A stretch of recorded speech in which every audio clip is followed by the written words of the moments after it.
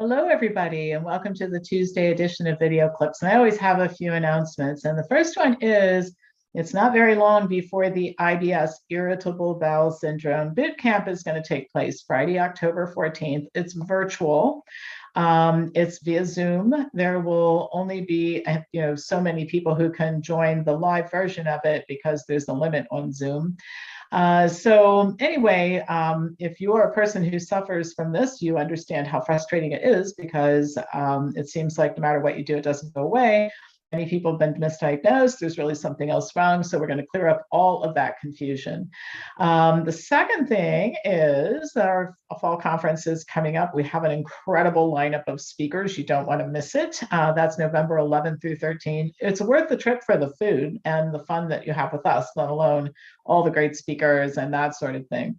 And then Optimal Health and Life with Pam. I'm going to give you some reasons to do this. I do these every fall. I typically have only done a part one that talks about things like your immune system, how to stay happy, centered, and productive no matter what's going on out there, getting in the best shape ever. That's food, exercise, managing your time so you can get everything done, supplement debates, navigating the dysfunctional healthcare system, and then lots of time for questions. And then I've created a part two now that includes how to increase your metabolism and energy, promoting better immune function, cognitive health and aging, the topic for today, optimal digestion, more on dietary supplements, healthy hair, skin, and nails, mental and psychological health, and more on forming and maintaining better habits. So those are some things that you may want to think about getting involved in sometime soon. All right. So they're coming up October. There's one in October, one in November, only 25 per session. So it's limited. And the reason is I want everybody in the Zoom room so we can all talk to each other and time for questions and that sort of thing. It sells out every year, the part one. If you've already taken part one, there's now part two. And if you haven't taken part one, it'll change your life, I promise. Spend Friday night and all day Saturday with me, and I will show you how to change your life the way I changed mine in a lot of productive ways. All right, let's go to the topic at hand that's kind of related to what I'm talking about here. Here's some information that might motivate you to do this. A few weeks ago, a 106-year-old man dove into a lake to celebrate his birthday. 106. Franklin Estes currently lives with one of his grandchildren, Sean Kelly, and Sean's wife, Nancy, in New Hampshire. His family threw a birthday party for him and served cake, ice cream, and his favorite, Manhattan's Yes, the cocktail.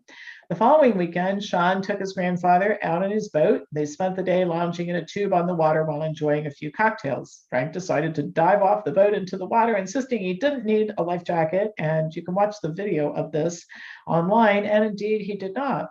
This was not the first time the centenarian had dived off this boat. He celebrated his 102nd birthday this way as well. When he turned 101, he went horseback riding to celebrate. Videos posted on TikTok and other platforms have been viewed over 10 million times and had tens of thousands of comments. One of these videos is an interview during which Frank says he owes his long life to good, caring parents and God taking care of him.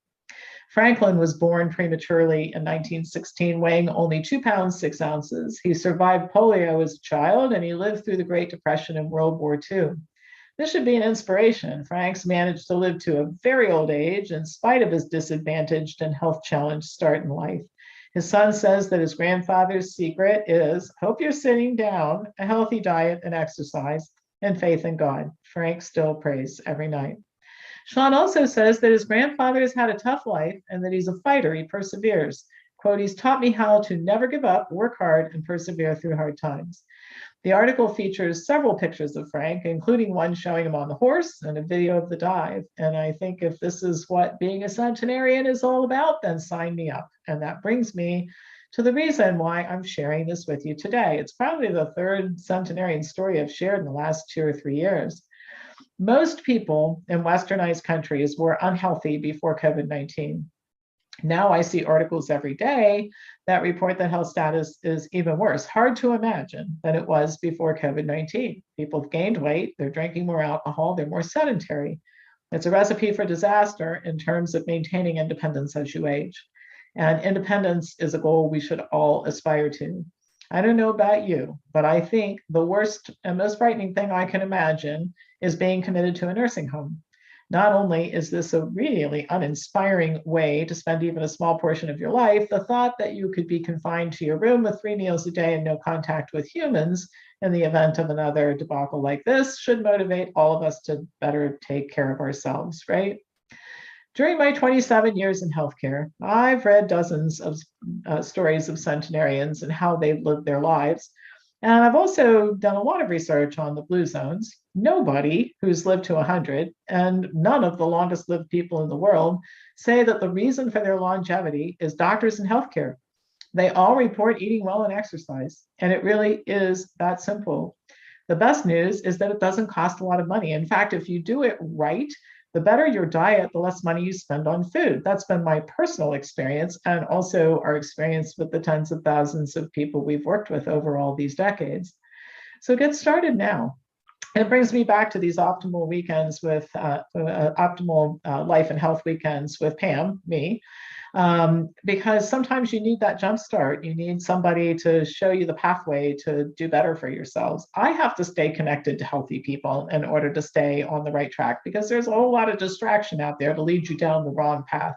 No end of the unhealthy food and opportunities to do all kinds of things that are not health promoting. And if you want to go the opposite direction, you have to find pathways there and support there as well.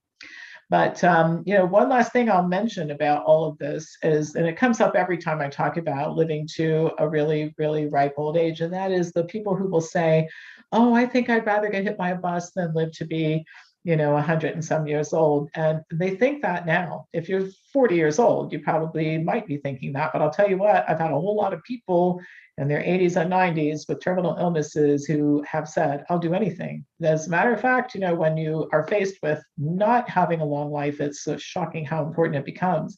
But the time to do something about it is now, not when there's a crisis, right? That's what I would encourage everybody to do. So if you're interested in any of the incredible things that we do at Wellness Forum, and we do a lot of them, lots of workshops, and we have a lot of inexpensive things that you can do too. We try to make sure that we have something for everybody. So send me an email at pampopper@msn.com, pampopper@msn.com, and let me know if you'd like some more information on any of the things I mentioned before, including these upcoming weekends that are not all that far away. I mean, gosh, the year's just kind of galloping by, isn't it? All right, that's it for today. As usual, I'll pass this on to anybody who you think might enjoy watching it, and I will be back to you tomorrow with more news.